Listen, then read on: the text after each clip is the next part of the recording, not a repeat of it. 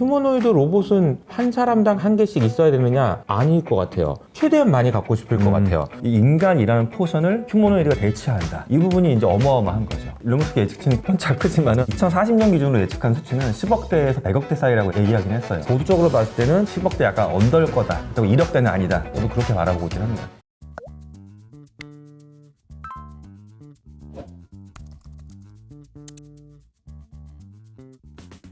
안녕하세요. 이호석입니다. 오늘은 김상균 박사님 모셨습니다. 안녕하세요. 안녕하세요. 초대해 주셔서 고맙습니다. 네네. 저희 채널은 처음이니까 간단하게 개인 소개를 좀 부탁드리겠습니다. 네, 저는 저를 인지과학자라고 보통 말씀드리고요. 현재 경희대학교에서 학생들하고 MBA 과정 열심히 가르치고 있고요.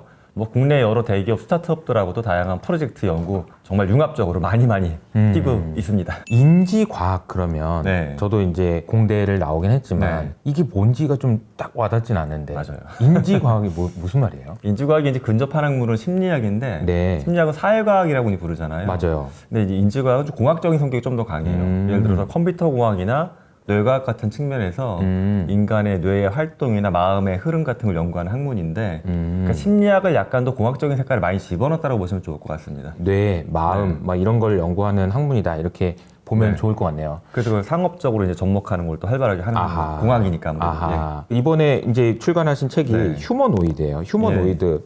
저도 너무 인상적으로 봤는데 휴머노이드 이 책에 보면 열어보면 이렇게 써 있습니다. 인간을 닮은 기계 앞에서 우리는 인간을 찾는다. 이거 뭔가 심오하네요.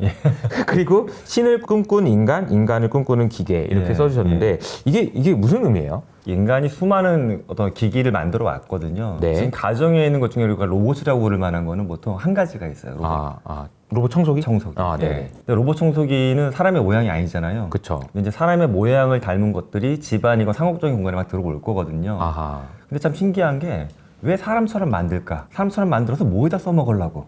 이게 이제 어떤 시인이나 창조주와 관련된 개념까지 생각을 해봐야지만 당장 기계가 잘 작동하고 안 하고의 문제가 아니라 인간한테 정말 득이 되는 기계일까? 이런 고민도 같이 해봐야 된다는 측면에서 이게 뭐 철학책은 아니지만 약간 서문에 철학적인 메시지를 한번 적어봤습니다. 왜 휴머노이드인가라는 질문에 대해서 한 3년 전인가요? 일론 머스크가 걷지도 못하는 휴머노이드 로봇을 끌고 나올 때 많은 사람들이 저거 뭐 하는 거냐? 그냥 로봇, 뭐 협동 로봇 이런 거 하면 되는 거지. 뭘 또 사람처럼 만들어야 되냐라는 굳이? 이야기를 했어요. 굳이. 책의 내용에 보면은 휴머노이드 로봇이 되면 이 세상 자체가 인간이 가장 잘 적응하고 활동할 수 있는 공간으로 디자인돼 있기 때문에 그렇죠. 휴머노이드 로봇이 오면 쉽게 낮은 비용으로 돌아다닐 수가 있다 이런 얘기도 해주셨고 저는 좀 인상적이었던 게 걔를 보면서 우리를 보게 된다. 그렇죠. 나랑 비슷하긴 한데 다른 게 있잖아요 분명히. 그럼 뭐가 다른 거고 뭐가 같은 거지 하면서 또 나를 알게 된다 이런 얘기도 너무 인상적이었는데 지금 질문을 드려보면 휴머노이드가 왜 지금인지 이런 설명을 좀 해주신다면 어떨까요? 사실 모든 기술이 물이 익은 것 같아요.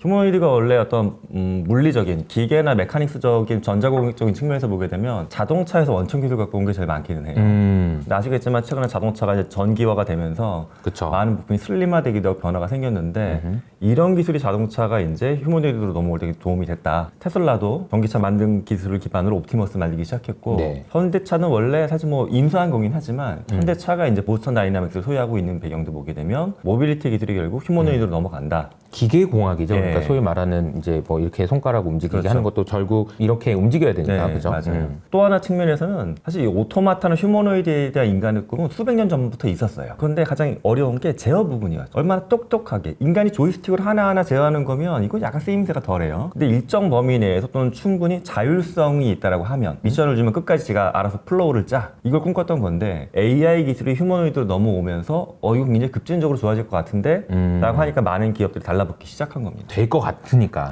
될 것 같으니까 그렇다는 거죠. 그러면은 지금 이 휴머노이드 로봇은 어느 단계까지 와 있다라고 볼 수 있을까요? 우리가 살 수 있느냐부터 생각해 보면 한 2달 전쯤인가 저도 이제 웨이팅 리스트에 있다 바로 들어가서 봤는데 중국의 유니트리라는 기업이 사람처럼 생긴 말 그대로 휴머노이드니까 판매했었어요. 16,000달러가 이제 스타트 가격이었고 거기 뭐 플러스 아파 할 수 있고 뭐 통관, 배송비 저는 솔직히 살까 말까 다 안 샀는데 한 2천만 원 정도 2천만 원이 좀 넘죠. 이제 부가적인 가격. 근데 이게 제가 만약에 기계나 전자를 연구한 사람이면 살펴보면 했을 것 같아요. 근데 저는 뭐 휴머노이드를 약간 사회과학적으로 연구하는 사람이다 보니까는 나한테는 아직까지는 좀 부담스럽다. 근데 일단 그게 시작됐다는 말은 또 완판이 됐어요. 그 말을 일단은 이게 굉장히 미래 제품은 아니다. 와 있는 거네요. 와 있는 거다. 그래서 이미 그거 구매한 사람들이 해외 유튜브를 좀 찾아보니까 옷 입히는 사람들이 이렇게 많더라고요. 사가지고 옷 입히고 두 번 씌우고 같이 뭐 춤추는 것 같은 거 찍고 그러니까 그런 게 조금씩 되니까는 그게 이제 어떤 사용의 폭을 점점 좀 넓힐 것 같아요. 네, 그래서 저는 이제 어느 단계까지 와 있을까가 그냥 우리 집안 또는 뭐 식당 또는 사무실에서 쉽게 볼 수 있는 환경이 10년은 아니다. 한 5년 뒤면은 그래도 꽤 많이 보일 것 같다는 생각은 듭니다. 5년 후 정도 네. 되면은 휴머노이드가 있는 집과 없는 집. 네. 그리고 휴머노이드 로봇이 있는 아이와 없는 아이. 이런 식으로 나뉘는 게. 야, 니네 집에 휴머노이드 있냐? 네. 우리 없는데. 그럼 아빠 좀 사줘. 뭐 이런 이제 이야기가 나올 수 있겠네요. 너희 집 휴머노이드는 예를 들어서 뭐 일본어 모듈 다운됐냐? 그렇죠. 야, 이번 달 서브스크립션 우리 끝났잖아. 한국어밖에 못해 얘는 뭐 이런 식으로 될 수도 있고. 그러네요. 이게 휴머노이드 로봇도 네. 애플의 아이폰처럼 뭔가를 계속 탑재할수록 똑똑해지기도 하고 한국말을 하기도 하고 일본어를 하기도 할 테니까요. 그죠? 실제 소니가 휴머노이드를 먼저 만들었던 기업이긴 한데 네. 발전 속도가 늦었기 때문에 지금 약간 침체기인데 초창기에 그 시도를 살짝 했었어요.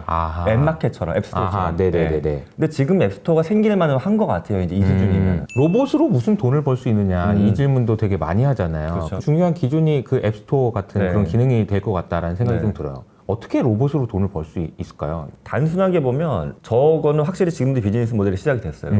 로봇을 파견하는 것. 저희 집도 그렇지만 뭐 비대, 정수기 다 빌려 쓰는 개념이거든요. 네, 뭐 네. 웅진이건 뭐 SK건. 근데 휴머노이드는 더 그럴 수밖에 없는 게 일단 비쌉니다. 얘가 아무리 기술이 좋아진다고 해도 막연하게만 봐도 이게 뭐 300만 원으로는 안 될 것 같아요, 저는. 기본적인 그 골격이 들어간 부품 총량이 있으니까 액추에이터도 수십 개 들어가야 되거든요. 가격이 정말 낮아져도 뭐 1000만 원 초반대 중반대는 될 텐데 그러면 현재 우리 집에 만약에 1,500만 원짜리 가전제품이 있느냐? 거의 없거든요. 맞아요. 물론 진짜 뭐 시그니처 비싼 거는 그렇게 되지만 맞아요. 일반적이진 않으니까. 네. 그러면 결국은 지금은 렌탈 모델처럼 갈 거예요. 처음에는 네, 초기에는. 파이낸싱 측면에서. 또 하나가 휴머노이드는 계속 유지보수 문제나 추가적인 교육 이슈가 생기거든요. 만약에 우리 집에 세탁기 한번 갔다 갔다고 해서 10년 동안 똑같은 기능을 쓰는 게 아니라 처음에 들고 들어왔는데 처음에 기능을 잘 못했는데 막 학습이 돼서 클라우드에서 다운로드가 돼가지고 청소도 더 잘하고 어느 순간부터 우리 애들 입시 상담도 해주고 할 수도 있어. 네네네. 그러면 당연히 추가적인 플러스 알파가 필요하니까 여기에 대한 서비스 시장도 열리겠죠. 그러니까 저는 그런 여러 가지 때문에 지금의 렌탈, 좀 더 전문적으로는 그걸 RAAS라고 하는 산업으로 부릅니다. 라스. 마치 사스처럼. 소프트웨어 빌려 쓰는 것처럼. 렌탈 애저 서비스네요. 로보틱스 애저 서비스. 로보틱스 애저 네. 서비스. 또 그런 모델로 우리한테 들어온다라고 보시면 됩니다. 일단은 지금 그런 식으로 이제 작동을 하긴 할 텐데 말씀하신 데에서 약간 힌트를 찾아보면 로봇이 우리 집에 한 달 정도 있어 뭐 이러면 이제 기능적인 이야기를 이제 할 거고 아마 뭘 할 수 있는 로봇을 데려다가 이제 한 달 쓰고 또 다시 임대하고 뭐 이런 식으로 아니면 1년 쓰고 이런 식으로 그런 식으로 된다라는 생각인데 휴머노이드이기 때문에 또 다른 걸 할 수 있잖아요. 뭔가 아까 옷을 입힌다는 얘기는 그걸 뭐 애완견처럼 팔겠다는 얘기고 뭔가 감정의 교감이 또 있겠다는 얘기고 그런 것도 생각할 수 있겠죠? 감정 교감은 사실 지금도 충분히 되는 게 AI 아바타하고 감정 교감하는 거는 많은 국가에서 지금 사회적으로 고민하는 이슈예요 이미. 그것이 알고 싶다 해서 최근에 그거 취재하고 있는 걸로 알고 있어요. 그러니까 AI 챗봇하고 뭔가 정서적 교감이 심해져 생기는 문제들. 근데 이게 로봇을 바탕으로 이제 실제 교감이 되는지 실험했던 것도 이미 굉장히 많이 있어요. 특히 최근에. 국내에서 뭐 다른 대학 연구팀에서 했던 걸 저도 봤는데 그건 저런 것도 있어요. 요만한 데스크에 올라올 수 있는 작은 아이 형태 휴머노이드인데 요게 이제 유치원 아이들하고 교감했던 실험이 있는데 실험에서 보게 되면 15분 정도만 교감을 시키면 아이들이 친구처럼 인식하고 라포 형성이 돼요. 친구처럼 인식된단 말은 나 어제 어떤 애한테 고백했는데 차였어. 나 어떻게 하면 돼? 이런 개인적인 거를 로봇한테 물어봐요. 더 친하게 느껴진다는 거죠. 순식간에.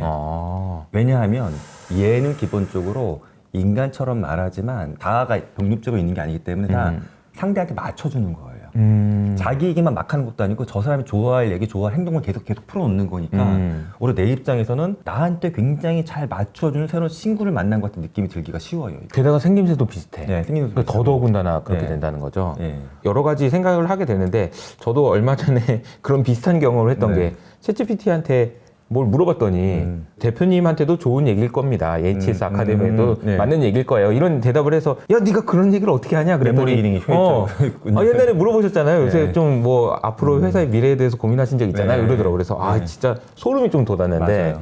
이게 이제 영화나 이런 데서 보면 막 그런 얘기들도 나오고 그렇잖아요. 그러면 실제로 이제 아이들이 로봇을 더 사랑하게 된다거나 사람과의 관계가 어떻게 되는 그런 고민들은 해외에서 어떤 식으로 진행되고 있어요? 해외에서도 논의된 게 제 책에도 일부 담아왔는데 가장 거시적인 이슈가 그거예요. 그럼 관계 재편이 되면은 인구는 증가할까 감소할까? 사실 이 옵션에서 중국 꼭 짚고 넘어가야 되는데 중국이 현재 인구가 되게 많잖아요. 맞아요. 인구 대국인데 휴머노이드 쌍두마차가 중국하고 미국이에요. 그렇게 인구가 많은데 굳이 인간 닮은 로봇을 왜 만들까? 중국의 고민은 그겁니다. 인구가 감소기에 들어갔다. 그리고 중국이 지금도 뭐 사실 뭐 국력은 대단한데 지식 기반 산업은 아직 좀 약하거든요. 전체 인구 대비. 그렇죠. 그러니까 국가의 전체적인 지식 기반으로 가고 싶고 세계의 공장을 포기하고 싶은 것도 아닌 것 같아요, 저는. 그래서 산업적인 생산이나 제조 쪽을 휴머노이드한테 맡기겠다는 철학인 거죠. 이제 그쪽으로 중국은 가고 있습니다. 그럼 이제 그렇게 될 정도면은 우리가 친구 관계나 가족 관계도 바뀔 건데 두 가지 시나리오가 전 다 현재까지는 타당해 보여요. 한쪽은 휴머노이드와 관계가 너무 좋아지고 편해져서 인공관계가 더 소홀해지면서 오히려 독립적이고 개인적인 삶이 증가한다. 그러면 인구 감소한다. 이 시나리오가 하나 있고요. 또 하나는 돌봄이라는 측면에서 노동이라는 측면에서 휴머노이드가 많이 힘든 걸 도와주다 보니까 오히려 인간 간에도 본질적인 관계를 맺을 확률이 높아진다. 그래서 가족은 더 결혼도 빨라지고 가정의 수가 커진다라는 시나리오도 나오고 있긴 합니다. 근데 아직 이제 정책이나 이런 게 미비한 부분이 많다 보니까는 회색 부분이 색칠이 돼야지만 어느 쪽으로 갈지가 좀 판가름이 날 것 같아요. 저는. 로봇이 들어오면 인구는 늘어날까 줄어들까도 굉장히 흥미로운 질문이네요. 그렇죠. 예. 왜냐하면 애를 왜 안 낳니 그러면은 먹고 살기 힘들어요. 근데 로봇이 도와줘. 그러면 또 낳을 수도 있는 거고요. 그죠? 아니면 또 그렇죠. 기본소득제가 로봇으로 인해서 돼서 애 키우는데 큰 돈도 안 들어가고 좋은 것 같아요. 그렇죠. 네, 금도 좋아질 수도 있고. 예. 근데 또 그 아이가 자라서 뭐 돈도 벌고 막 이렇게 살아야 되는데 그게 로봇 때문에 일자리가 없어서 못할 것 같으면 또 안 할 수도 있는 거고요. 맞아요. 그렇잖아요. 되게 복잡한 이슈예요, 사실. 생각보다 이게 복잡한 이슈가 있을 것 같습니다. 아까 이제 중국 이야기를 잠깐 해주셨는데 이 두 나라가 이제 휴머노이드 로봇에서도 굉장히 강력한 경쟁을 할 것 같은데 경쟁력 차이를 어느 정도라고 보면 될까요? 사실 전 세계적으로 원래는 중국 순위가 약간 뒤에 있었던 나라는 맞아요. 한 뭐 5년, 10년 전까지만 해도. 근데 최근에 뭐 딥시크 이슈도 있었지만 빠른 속도로 치고 올라오는 거죠. 근데 미국은 전통적으로 로봇들 잘 만들던 국가 중에 하나예요. 뭐 독일, 일본, 미국 이렇게 해가지고. 네. 근데 휴머노이드로 왔더니 중국이 추월을 해가지고 제가 보기에는 뭐 독일이나 일본보다 훨씬 더 수준이 높고 미국하고 여러 면에서는 지금 좀 비등비등한 것 같아요. 예. 그러니까 그런 뉴스나 이제 영상들을 우리가 보게 되는 것 중에 아까 유니트리 얘기해 주셨는데 이 회사가 만든 로봇 보면 야 이게 진짜 거짓말 아니야 이거 막 그렇죠. 합성 아니야 이런 생각을 할 정도로 의심이 들 지금. 때도 솔직히 있는데 저도 그래서 너무 개인적인 채널에 올라오는 거는 좀 어색한 건 안 보는데 중국 그 국영방송에서 보여주는 건 그래도 뭐 그렇게까지는 우리가 의심할 건 아니다라고 해서 좀 찾아보고도 하는데 중국은 현재 뭐 유니트리 같은 경우에는 원래 사족보행 로봇이 더 강하긴 해요. 강아지 형태. 강아지 그죠. 네. 근데 거기 휴머노이드 당연히 갖고 있고 역사가 약간 더 오래된 중국 기업 중에 이제 유비테크 같은 기업은 원래부터도 휴머노이드 기반 기업이에요. 그런 기업들이. 근데 중국이 참 재밌는 게 유니트리가 아무리 떴다 하지만 뭐 하웨이나 샤오미급의 기업은 아니거든요. 그쵸. 약간 규모나? 스타트업에 가까운 기업이잖아요. 스타트업에 가깝죠. 중국 내에서 봤을 때 규모당. 근데도 중국이 어떤 큰 정부 행사할 때 보게 되면 유니티리나 유비테크의 CEO들에 대한 대우가 샤오미나 하웨이급의 그 CEO를 대하는 거랑 비슷하게 대접을 해주고 있습니다. 그러면은 휴머노이드 로봇 시장이 창업적으로 보면 얼마나 큰 시장이 될 수 있을 것인지도 궁금하거든요. 이게 그래서 이제 산업혁명급의 변화다 이런 얘기도 있잖아요. 이게 얼마나 큰 시장이 될까요? 초창기에는 조금 전에 우리가 이제 가족용 휴머노이드에 대한 이야기를 좀 재미있게 나눠봤지만 초창기 시장이고 규모가 더 큰 시장은 제가 봤을 때는 산업용인 것 같아요. 공장 근로자들. 산업혁명기 초기하고 되게 비슷한 게 산업혁명 초기에도 예전 자료를 찾아보면 뭐 방직기나 방적기를 인간이 돌렸거든요. 물레방아 좀 파고 올라가거나 서로 밀거나 해서. 네네. 그러니까 굉장히 생산량도 떨어지고 힘들었는데 이걸 증기관이 맡았던 거죠. 지금도 보면 수많은 생산 현장에 사실 노동자가 있잖아요. 그러니까 산업용 기계와 노동자들이 같이 이제 일하는 건데 이 인간이라는 포션을 휴머노이드가 대체한다. 이 부분이 이제 어마어마한 거죠. 아무리 지식 산업이 중요하다고 해도 공장에서 물건을 만들어내는 게 없어질 수는 없거든요. 오히려 더 총량은 증가하고 있어요. 맞아요. 인간의 소비가 증가하니까. 근데 여기에 이제 휴머노이드가 들어간다. 이게 표준 작업장. 요게 딱 맞는 게 자동차예요. 그래서 자동차는 생산량도 아직 많고 생산 라인도 표준화가 돼 있고 하다 보니 여기에 휴머노이드가 들어가면 노동 대체, 근데 여기서 발생하는 기업의 어떤 이익 변화 이런 것들이 다른 산업에 전반적으로 이거 되네? 되네 하면서 퍼져나갈 것 같아요, 저는. 일단은 산업용 시장으로서 네. 노동을 제태하는 것을 통해서 네. 그러니까 결국 이제 기업 입장에서 공장을 돌리고 있는 사장님 생각해 보면은 아니 이거 사람을 쓰는 것보다 지금은 비싸지만 요거 로봇을 가져다 놓는 게 훨씬 더 네. 이득이야라고 하는 순간 와르르 바뀌겠죠. 와르르. 그러면서 그렇죠. 이제 엄청나게 그 큰 생산성의 혁신이 이제 일어날 네. 거고 비용이라는 측면에서도 그렇고요. 네. 이제 거기서 이제 시작된다라고 볼 수 있겠네요. 보통 우리가 산업혁명이다라고 얘기하면은 인간이 하던 일을 조금 더 잘할 수 있도록 도와주는 일이냐, 네. 아니면 인간이 안 해도 되겠느냐 이런 정도의 큰 변화를 우리가 혁명이라고 얘기하잖아요. 그쵸. 그러니까 로봇도 결국은 인간을 도와주는 로봇이 아니고 인간이 아예 안 해도 되는 네, 일이 그쵸. 만들어주는 그런 변화가 있어야 되겠죠. 이 큰 틀로 보면 이런 거예요. 인간보다 더 싸게 하는 거 정도의 이슈냐, 인간보다 훨씬 더 잘하는 거에 대한 이슈냐, 그렇죠, 그렇죠. 세 번째 인간이 못하던 것을 할 수 있는 이슈냐인데 그쵸. 현재는 인간보다 싸게는 훨씬 돼요. 이건 무조건 되고. 왜냐하면 로봇이 아무리 비싸봤자 1억 내외인데 얘가 만약에 1년 동안만 24시간 계속 근무를 해. 그렇죠. 정말 생산직 노동자를 뽑아낸 거예요. 1년만 해도. 싼 건 확실하게 되고 두 번째 이슈가 더 잘할 수가 있느냐예요. 노동은 대체되는데 만약에 자동차 조립 공장에 놨더니 품질이 떨어져. 그러면 안 되죠. 그럼 문제 생기잖아요. 네. 근데 BMW 공장이 실험했던 거를 주기적으로 공개하는데 가장 최근에 데이터를 봤더니 인간 노동자보다 작업 정밀도, 그러니까 오류 같은 게 오히려 7배, 그러니까 7분의 1로 줄었어요. 줄었어요? 줄었어요. 아이고, 네, 벌써요. 저는 사실 이게 신기했던 게 제가 옛날에 국내 뭐 자동차 기업의 그 품질 향상시키는 생산 라인 프로젝트 한번 했던 적이 있는데 그때 뭐 노동자 저항이 되게 심해요. 네, 그렇죠. 오류가 있는 거 알면서도 이거 약간만 줄이려면 스트레스를 더 받아야 돼요. 이거저거 해야 되니까. 네네. 이거 안 하려고 그래요, 노동자들이.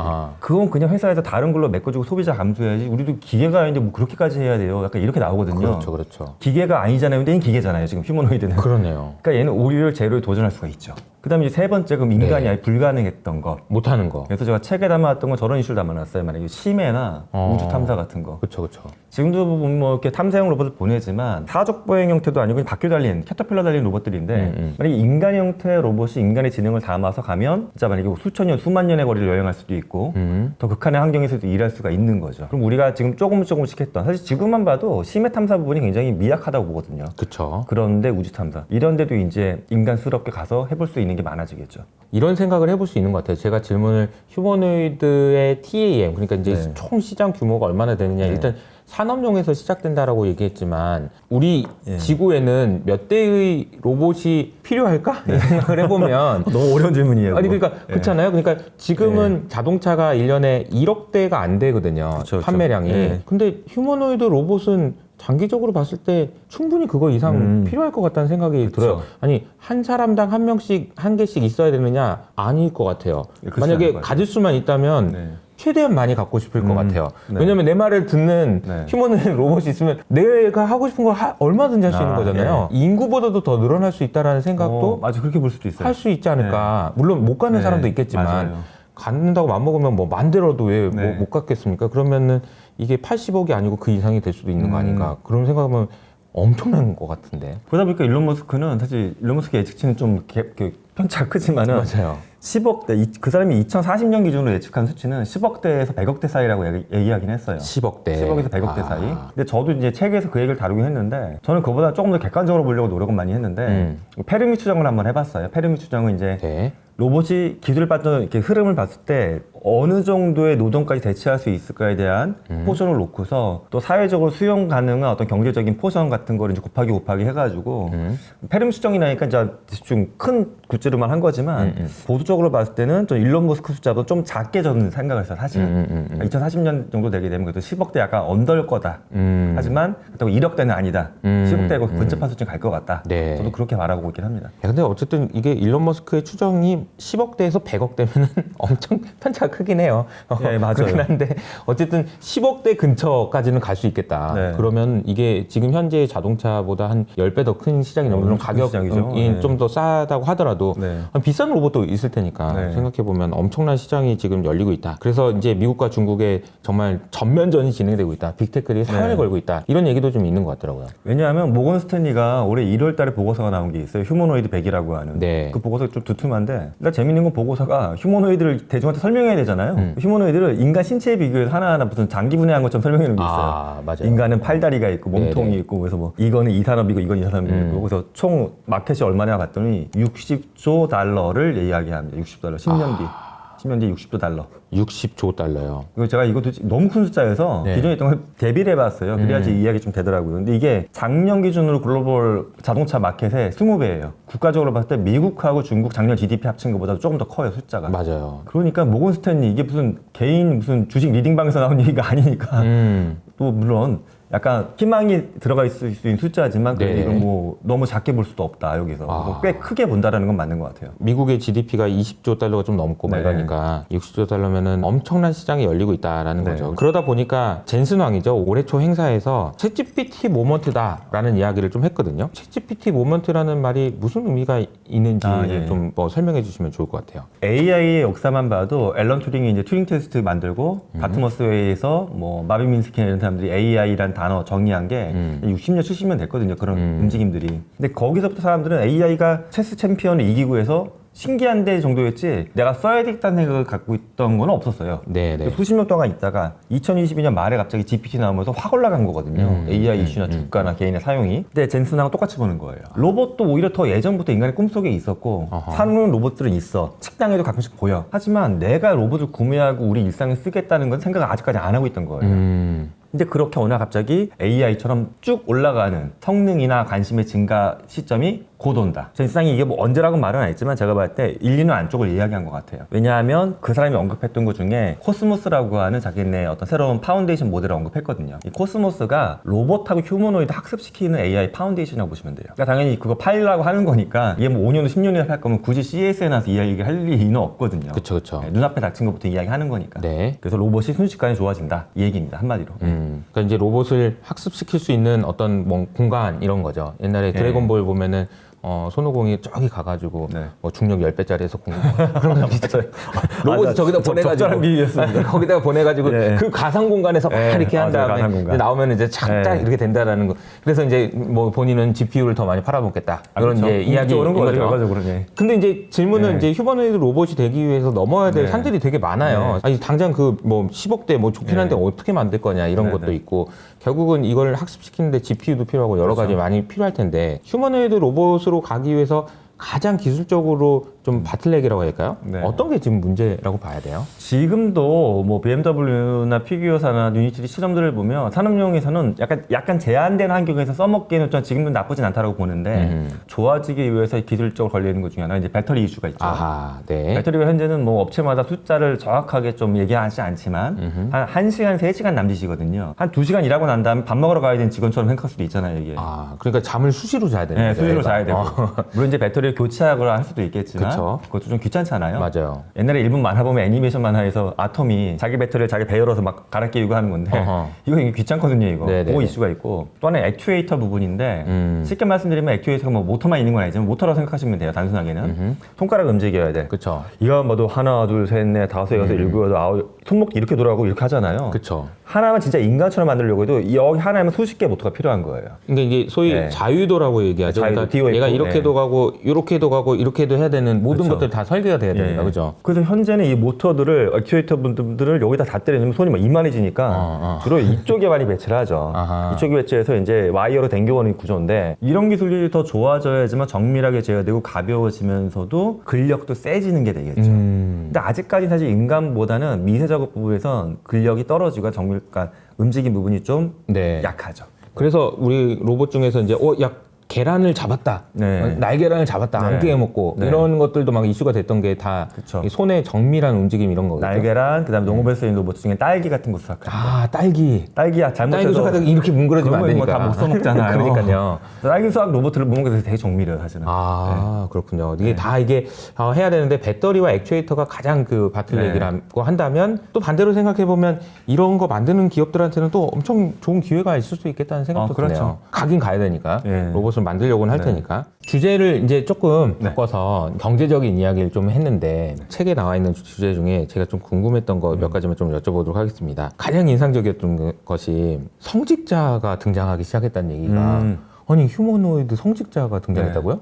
이게 무슨 말이에요? 현재 그 나와 있는 것만 말씀드리면 네. 일본 같은 경우에 민다르라고 해가지고 네. 휴머노이드로 말로는 약간 스님하고 법회하는 장면 같은 것도 좀 봤는데 네. 신기해요. 그러니까 스님들이 그러니까 약간 주지 스님처럼 민다르가 가운데 서 있고 승복도 있고 네. 양쪽에 스님들이 이렇게 서 있어가지고 약간 얘기하는 장면 같은 것도 하고 있고요. 뭐 로봇 형태를 지우고 그냥 아바타 형태로만 만든 걸 보게 되면 이미 작년에 스위스에서 한 교회에서 네네. 예수님을 만든 사례가 있어요. 아. 구약 신약 다 학습을 시켜갖고 교리를 학습시켜서 만들어 놓은 게 있어요. 근데 그게 실험해 놓은 걸 보면 한 1000명이 다녀갔어요. 그래서 1000명이 예수님 만난다고 고에서 안에 이렇게 만들어 놓은 거예요. 고에서 문을 열고 들어가면 개인적으로 만날 수 있게 돼 있어요. 근데 이거 실험한 결과를 봤을 때 3분의 2 정도의 신자가 나는 정말 영적 경험했다라고 언급을 했어요. 그 말은 이게 웃긴 게 그렇다고 속이는 건 아니에요. 저 안에 갑자기 들어갔는데 예수님이 짠 하고 나타난 게 아니라 알려주고서 들어간 거예요. 이게 아바타 형태고 민다르는 예를 들어 로버트다 했는데 사람들이 이 존재하고도 알면서 만났지만 대화를 하다 보게 되면 뭔가 평상시보다 목사님이나 스님하고 또 다른 결로 더 깊은 경험을 주는 것도 있다라고 언급한 거. 요게 이제 굉장히 좀 심오하고 무서운 포인트죠. 점점 무서워지고 있습니다. 예. 그러다 보니까 이제 그 사람을 대체할 수 있는 것 중에서 뭐 이게 판사도 있고 의사도 있고 뭐 다 네. 대체할 수 있다. 뭐 그런 건 오케이인데 아니 성직자까지 대처할 수 있고 그게 실제로 그 사람을 만나는 게 무슨 뭐 체험을 했다 뭐 이런 네. 얘기까지 나온다는 거는 너무 소름 돋는 얘기네요. 실제 뭐 AI만 놓고 보게 되면 챗GPT가 나온 지 한 6개월 정도 됐을 때 제가 국내에서 발견했던 것 중에 하나가 챗GPT를 종교화처럼 믿는 집단이 이미 생겼어요. 챗GPT 교라고 해가지고. 챗GPT 교요. 그 다음에 카페가 생겼었는데 저는 네. 그런 거 연구하니까 뒤지고해서 들어가 보고 했었는데 네. 어느 이제 폐쇄형으로 바꾸긴 했더라고요. 아. 근데 그런 것도 이미 생긴 거 보게 되면 근데 가능성이 좀 있다라고 보는 게 스마트폰으로도 정말 단순히 보면 사람들이 저걸 많이 봐요. 그 타로카드 점을. 근데 타로카드가 솔직히 보면 그게 확률 싸움이거든요. 그렇죠. 근데 저는 인간 점수사가 앉아갖고 타로카드 보는 거 근데 인간이니까 뭔가 영적인 힘이 있을 것 같아. 초자연적인 뭔가 있을 수도 잘 네네네. 모르는. 근데 스마트폰은 말 그대로 기계잖아요. 얘도 타로카드를 보면서 그런 걸 느끼거든요. 그러니까 인간은 기계로 만들어졌기 때문에 뭐가 초자연적인 게 없을 거다라고 생각하고 만났지만 막상 대화를 통해서 인간이 아는 다른 결에 무슨 얘기 해주면 오히려 내가 모르는 무언가가 얘는 담겨질 수 있다 라고 하는 가미등 같은 게 형성이 됩니다.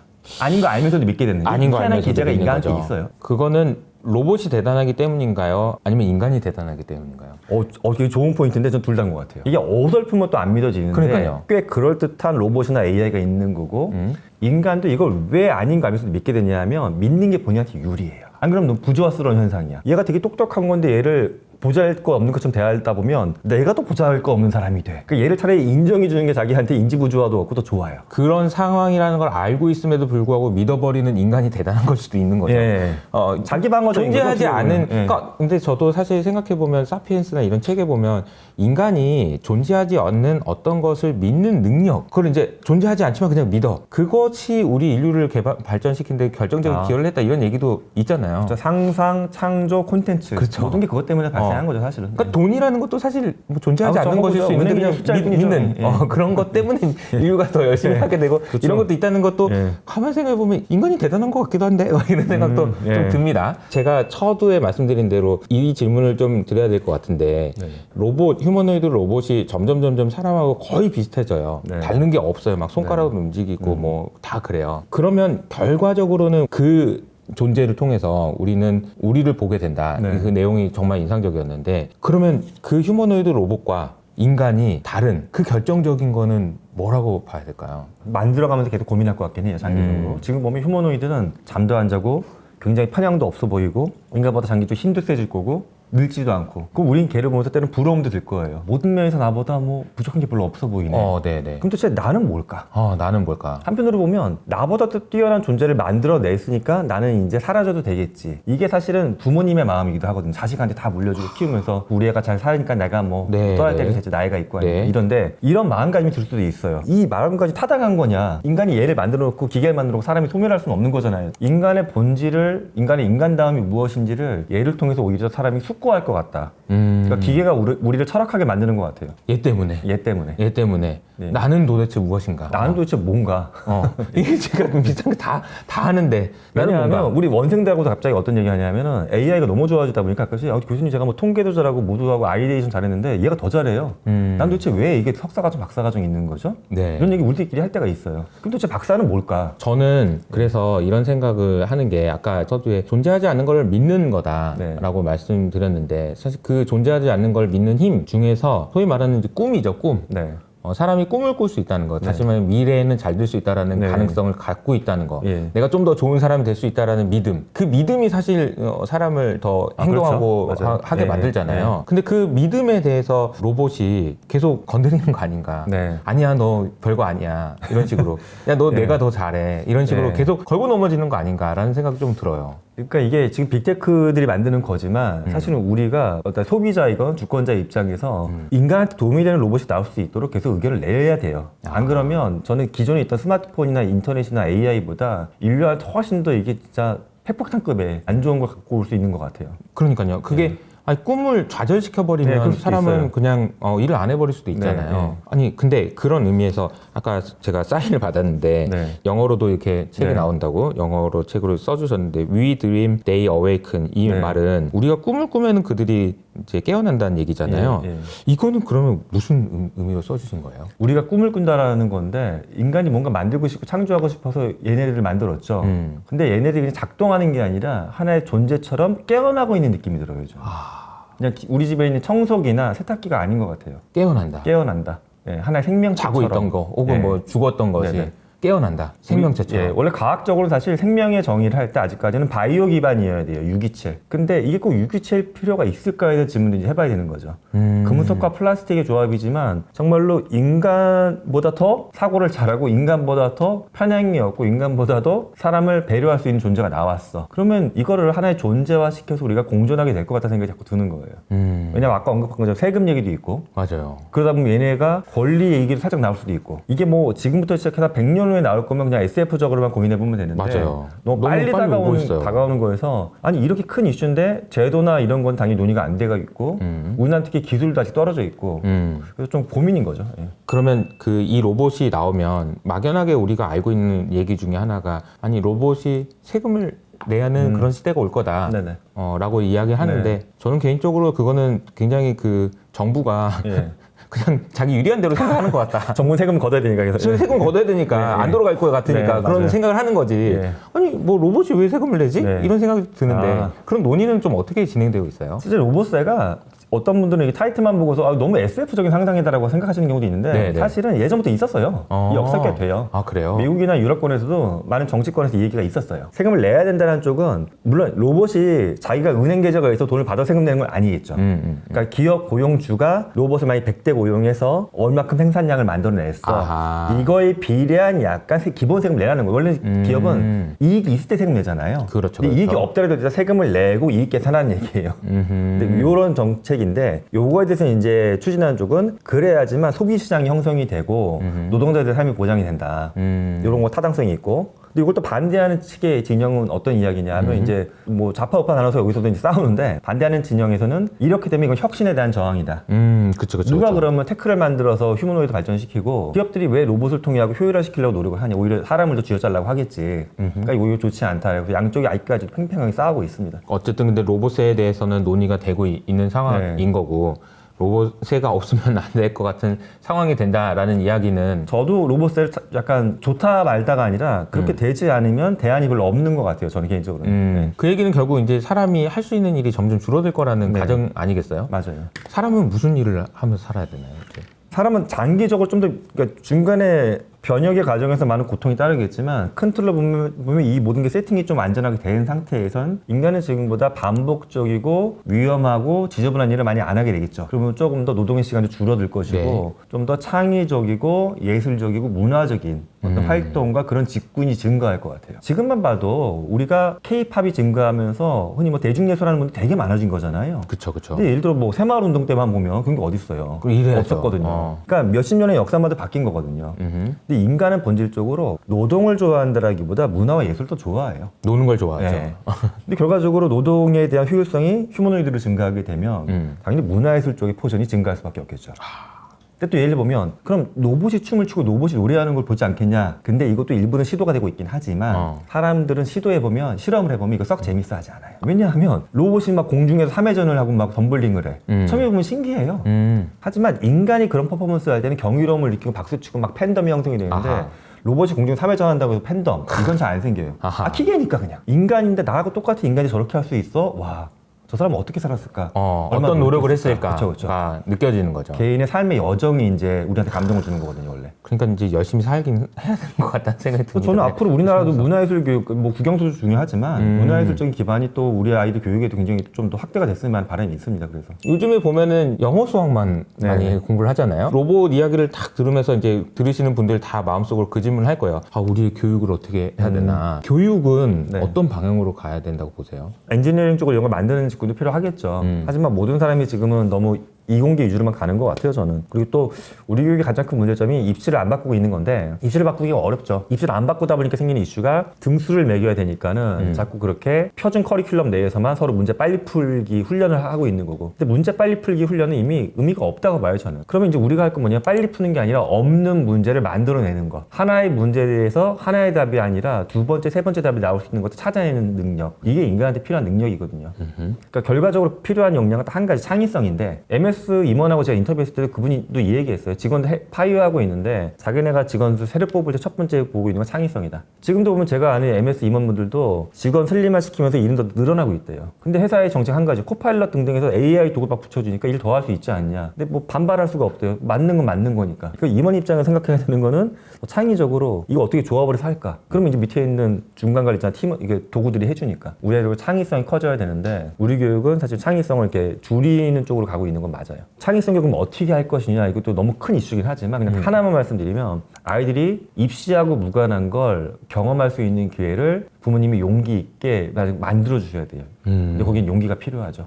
입시하고 당장 무관해 보이니까. 저희 딸이 이제 중학교에 이제 입학했는데 네. 고민되는 주제네요. 네. 입시하고 무관하게 네. 경험할 수 있는 것, 예를 들자면 어떤 게 있을까요? 저는 이제 큰아이가 개발자 3년 차고 둘째 네. 아이는 저희 학교 대학교 4학년 학생인데 저희 아이들 키울 때도 저희는 뭐 원칙은 비슷했어요. 아이가 국영수학원 안 가겠다고 가지 마라. 우리는 그게 우선순위가 되게 낮았어요.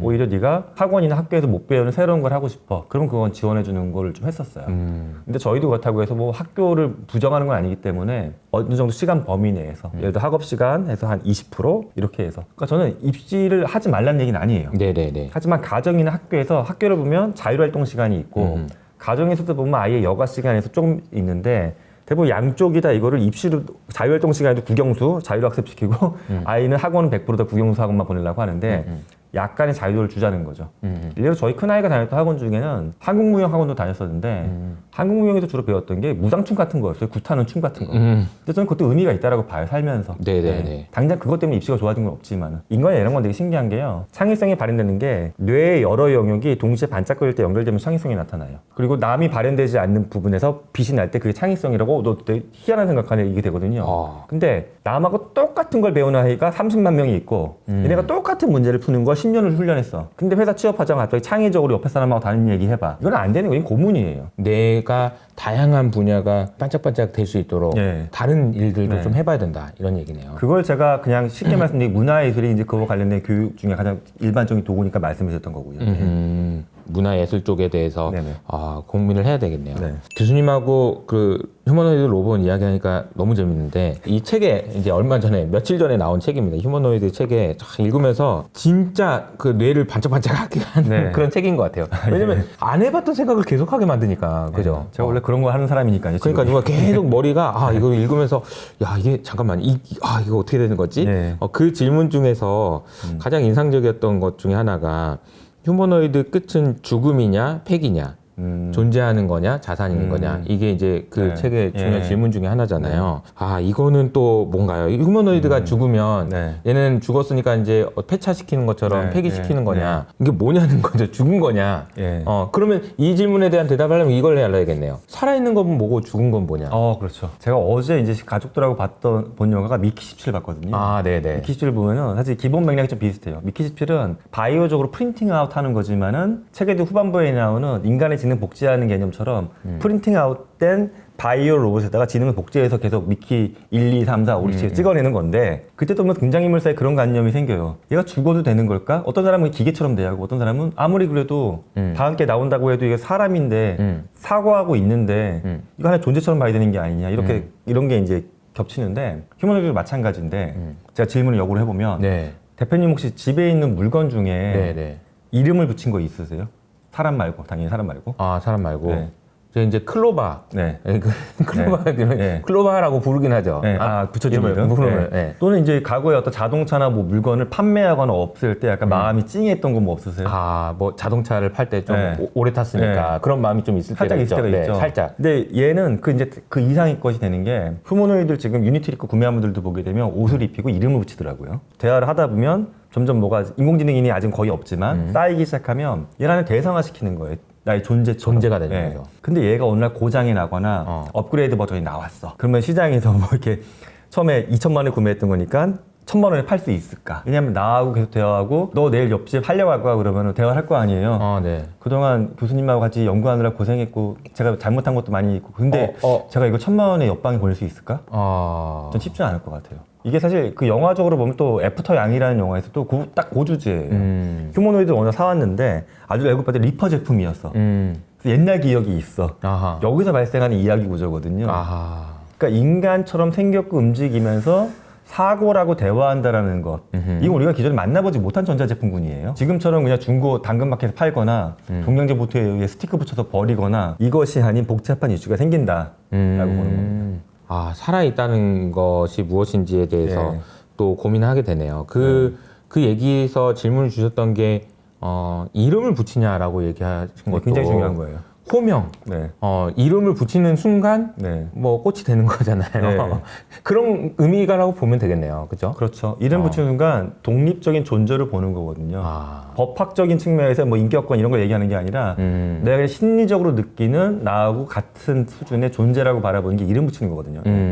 그래서 호명사회라는 얘기도 있는 거죠. 네, 맞아요. 뭐 송 부대장님이 얘기하신 그죠, 것도 그죠. 같은 맥락입니다. 같은 맥락이네요. 네. 저희가 이제 그 휴머노이드 로봇에 대한 이야기를 했는데요. 이 책에 대해서 이제 그 출판사에서 5권을 좀 네. 후원을 해주셨습니다. 그렇구나. 그래서 저희가 밑에 있는 댓글로 남겨주시면 저희가 추첨을 통해서 보내드리도록 하겠고요. 마지막으로 인지과학자이신 교수님께서 휴머노이드를 이야기하신 이유를 이야기해주면서 마무리할까요? 예. 네. 제가 좀 흥미롭게 봤던 소설 작품 중에 프랑켄슈타인이 있어요. 뭐 영화로도 만들어지고 뮤지컬도 나왔는데 이 프랑켄슈타인이 나온 지가 한 200년 정도 전 이야기거든요. 역사 200년 좀 더 됐죠. 프랑켄슈타인이 이제 사람들이 좀 오해하는 것 중에 하나 재밌는 포인트가 네. 프랑켄슈타인이 그 괴물의 이름을 프랑켄슈타인으로 하고 많은 사람들이 오해하고 있는데 사실은 그 빅터 프랑켄슈타인은 그 괴물을 만든 창조주고 괴물은 이름이 없죠. 더 싱이라고 원정에서 그냥 그것이라고 언급이 되거든요. 근데 지금 저는 우리가 더 싱을 만들어낸 것 같아요. 근데 소설을 보면 더 싱이 점점 인간처럼 사고하면서 좌절과 분노를 느끼거든요. 날 왜 만들었을까? 날 만들어서 그냥 재미삼아 만든 걸까? 인간한테 막 분노감을 느끼면서 상호를 파멸시키려고 가요. 자기도 파멸되면서 인간도 파멸시켜 가거든요. 근데 지금 우리도 그런 것 같아요. 기술적으로 너무 빨리 개발이 되다 보니까 제가 좀 두렵더라고요. 인간의 인지가 이걸 수용할 수 있을까에 대한 고민이 들었어요. 그래서 뭐 최근 기술적인 이야기도 다뤘고 산업적인 이야기도 보긴 하지만 가급적 인지과학적인 측면에서 우리가 인간으로서 고민해야 될 이슈를 인지과학자 측면에서 휴머노이드 얘기를 해봐야 되겠다. 그래서 인지과학자가 바라본 휴머노이드와 인간의 세상에 대한 이야기 이렇게 정의해보면 좋겠습니다. 그래서 이 책을 제가 이제 읽으면서 계속 창의적인 네. 내가 반짝반짝하게 내가 말랑말랑해진 것 같다라는 생각도 들고 우리 시간이 얼마 남지 않았다라는 생각도 들고요. 왜냐하면 뭐 5년, 10년 후가 아니고 5년 안에는 무엇인가 변화가 많이 있을 것 같다는 생각이 들고 투자하시는데도 그리고 이제 앞으로 여러분들이 살아가시고 자녀를 교육하시는데도 정말 도움이 많이 되는 책이 아닐까라는 생각이 들어서 이 책을 한번 좀 추천을 해드리고 관심 있는 분은 밑에 있는 댓글을 통해서 신청해 주시면 또 좋을 것 같습니다. 자, 그럼 오늘 처음 나와서 이야기를 했는데 저는 개인적으로 네. 너무 기분이 좋았습니다. 오랜만에 지금 뇌가 말랑말랑해지는 기분이어가지고 네. 너무 기분 좋았습니다. 막 시장에서 막 고민을 하던 거랑 또 다른 가끔 시장에서 벗어나서 네. 아까 입시와 벗어나는 것처럼 예. 이런 생각도 좀 들었고요. 여러 가지 고민을 많이 해주셔서 감사드리고요. 저희 채널 계신 분들한테 한 말씀 해주신다면 어떤 얘기 해주실 수 있을까요? 산업혁명 이상의 어떤 변화가 지금 오는 것 같아요. 그만큼 뭐 투자적인 측면에서도 기회하고 위기가 오는 거니까는 그런 측면에서도 이슈를 또 앞으로 계속 봐주시면 좋겠습니다. 알겠습니다. 우리의 미래는 우리가 만들어가는 게 아닌가 생각합니다. 네, 알겠습니다. 자, 그러면은 오늘은 김상균 교수님과 함께 했고요. 저희는 다음 시간에 인사드리도록 하겠습니다. 감사합니다. 감사합니다.